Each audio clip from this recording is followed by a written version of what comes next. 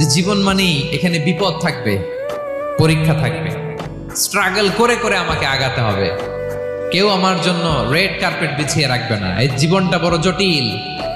This is life, how it's design. এভাবেই পৃথিবীকে design করা হয়েছে। এখানে বিপদ আছে, কষ্ট আছে। এই পরীক্ষা দিয়ে দিয়ে আপনাকে উত্তীর্ণ হতে হবে। আপনি যত বড় পাপী হন, আপনি যতই অন্যায় করেন না কেন, আল্লাহর রহমতের দরিয়া, আল্লাহর রহমতের দরজা আপনার জন্য খোলা আছে না নেই?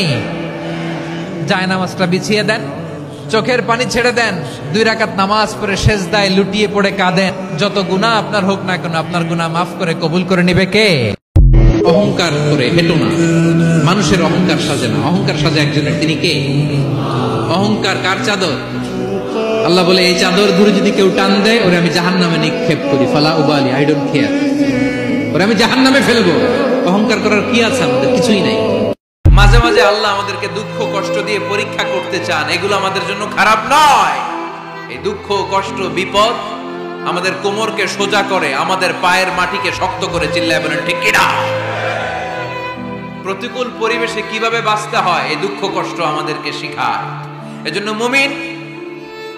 মুমিন বান্দার বৈশিষ্ট্য হচ্ছে দুঃখ কষ্ট বেদনা জ্বালা এগুলোতে সে আপসেট হয় না, সে হাল ছেড়ে দেয় না, সে ভরসা রাখে একজনের উপর। চিল্লায় বলতে হবে তিনি কে?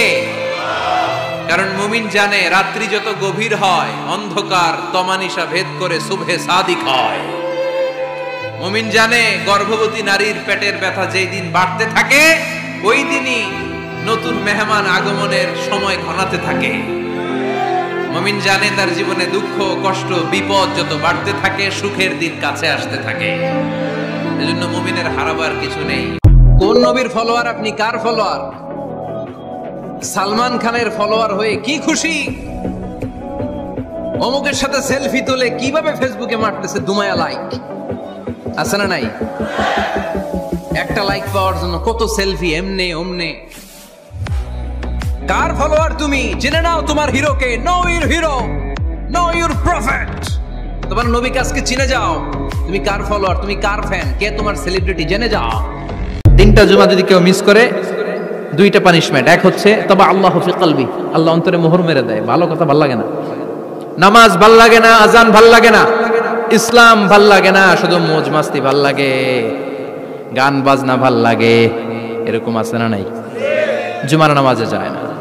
আরেকটা হলো কুতিবা মিনাল মুনাফিকিন, মুনাফিকদের খাতায় নাম তুলে দেয়। আল্লাহ হেফাজত করো। আরো জোরে পড়েন আমিন। জুমার দিন আগে আগে মসজিদে আসবেন? সবাই রাজি? আসেন, আল্লাহ জুমার ব্যাপারে কি ওয়াজ আমাদেরকে করলেন আমরা শুনি। শুনতে রাজি? আল্লাহ বললেন, ইয়া আইয়ুহাল্লাযীনা আমানু ইযা নুদিয়া লিস-সালাতি মিন ইয়াউমিল জুমআতি ফাসআউ ইলা যিকরিল্লাহি ওয়া যারুল বাই', যালিকুম খায়রুল লাকুম ইন কুনতুম তা'লামুন। পড়েন না আল্লাহু আকবার। আল্লাহ বললেন, ও আমার মুমিন বান্দারা শোনো শোনো।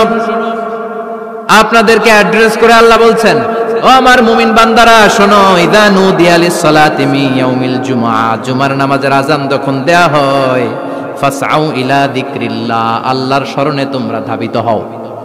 ওয়া যারুল বাই', কেনা বেচা বন্ধ করে দাও। যালিকুম খায়রুল লাকুম ইন কুনতুম তা'লামুন, এটাই তোমাদের জন্য কল্যাণ যদি তোমরা বুঝতে পারো।